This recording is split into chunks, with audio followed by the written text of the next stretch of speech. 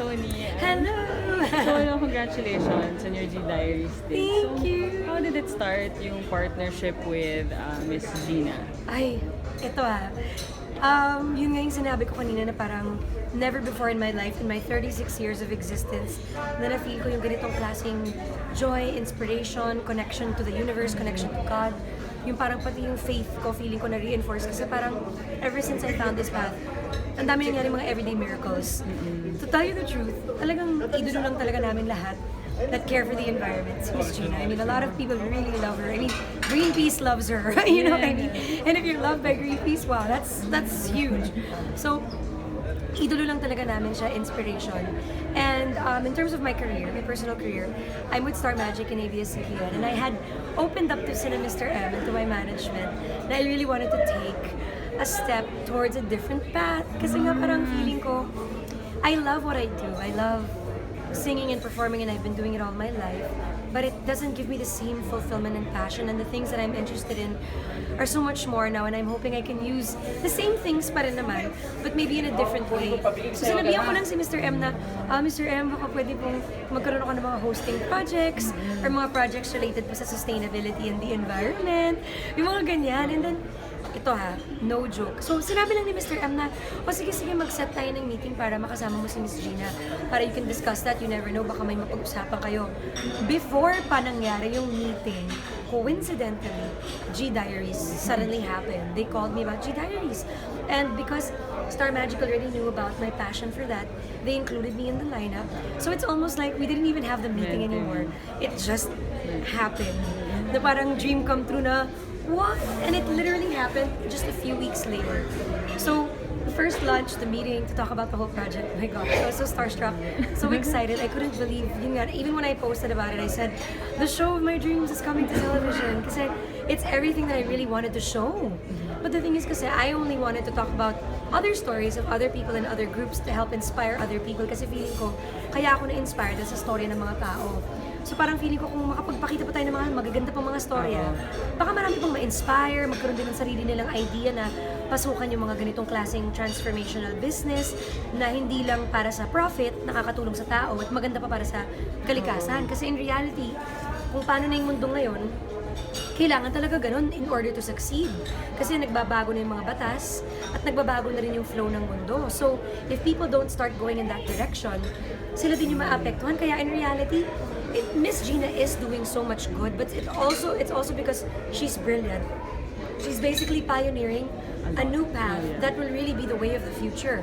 And a lot of world leaders say this in their speeches and in their talks and in their messages na if people are really being smart about business din talaga, it's really key to put people on the planet first kasi yun na talaga yung way of the future. So, yes, she just has so much heart, but for people that care about business then and success, I'm hoping that they'll get inspired in seeing na helping people is really the way. Many people don't know that you have a foundation. What is it about, and is it connected to G Diaries? So basically, Cora is the foundation that I started a couple of years ago. It's a non-profit organization, and I named it Cora because of my mother, because my mom's name is Cora. But it's communities organized for resource allocation. Because everything that we do is really based on allocating resources from whatever source we can find it from, but of course in sustainable means always. You started this here or in the Here in the Philippines. Kasi yung original dream ko talaga before is to help lang. So I mentioned earlier na parang I actually give a lot of talks about mental health because I went through depression for over 10 years. And my mom was my best friend, she was my everything.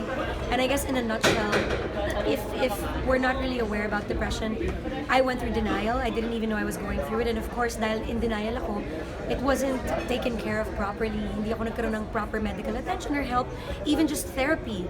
Or kahit man lang yung someone to talk to, you know what I mean? To heal with, a spiritual advisor. How did you find out? I'm sorry. How did you find out? I realized it after a few years of chaos within my life na losing inspiration, losing hope, not being inspired to do anything that I used to love to do. Parang yung buhay ko medyo naging pointless lang siya everyday. I had to just have fun, be with friends, and cover up what I was feeling with things that I thought were genuine happiness. I was very lucky to have good friends. Kasi nung time na yun na I was having fun and covering it up, I was surrounded by good people. Sorry. Sorry, I'm still recovering. It's okay. So they could see through your struggle. Sige. Go lang. Water. So, when I was going through everything, I was very fortunate to have really, really good friends surrounding me. So I always tell people that my healing process was friends, family, and faith talaga. Because it was a combination of everything. But in a nutshell, people just didn't give up on me. Feeling ko nung time na may pinagdadaanan ako, if they didn't discuss it with me because they felt that they didn't know how to approach me, maybe they just decided to understand. And understanding and compassion kasi is really key in helping people that are going through depression. Iniiyak tuloy ako kasi totoo talaga because sometimes they themselves, like me, I wasn't even aware of what I was going through. And then years later, nung medyo baliktad naman yung nangyari sa akin, from being like covering it up with happiness, I went into isolation. I cut myself off from everything and I didn't want to do anything pa rin.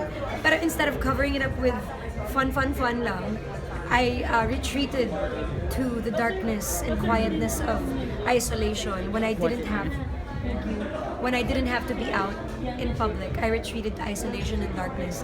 So, dun ko na medyo na-realize na, shucks, ito yata. And it helped, the campaigns. Yung mga awareness campaign na nakita ko online. So, even nung time na akala ko nag-heal na ako, hindi pa pala, until I actually started reading more, learning more, really doing my own form of therapy, which is really my own form of counseling with friends and family, my own form of counseling with people that are also, that care, most especially. Did you seek professional help? I actually never took the path of professional help, but the funny thing is, it's the one thing that I'm really looking forward to.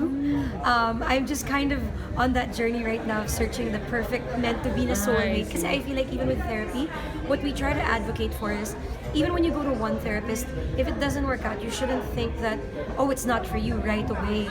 Maybe kasi then, you just haven't found the right match. Kasi kahit naman sa friendship, di ba, sa love life, kailangan jive kayo. Kasi mag-open up ka. Oo, kasi mag-open up ka din. So parang feeling ko, kanya-kanyang ano lang yan. So, go on that search. And now, I'd like to say that I've healed so much and a lot of the healing was because nag-open up ako, volunteer work.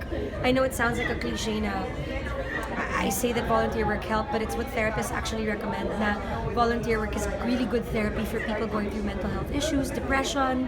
So parang, hindi ko na-realize yun. And then when I started the NGO, whoa, I thought I was already healed. And then I transformed na naman into another human being and I'm like, parang wow. So parang, na-realize ko nga na it's not even just because I went through depression, simply by helping others. Para din siyang, this sounds so cheesy, but to tell you the truth, it's like the secret to happiness. And swear talaga. And there's so many ways you can incorporate it to your life na eh. Just by using your voice and by really looking at the small decisions you make, like not using straws and plastic bags, yung mga ganon. Or, simple things. Kasi dati kami, hindi namin alam paano namin start yung Quora. Sabi ko sa namin, we're an NGO, wala tayong alam sa ganyan. Kaya nga siya naging resource allocation kasi we're proud that we're not a fund-based organization.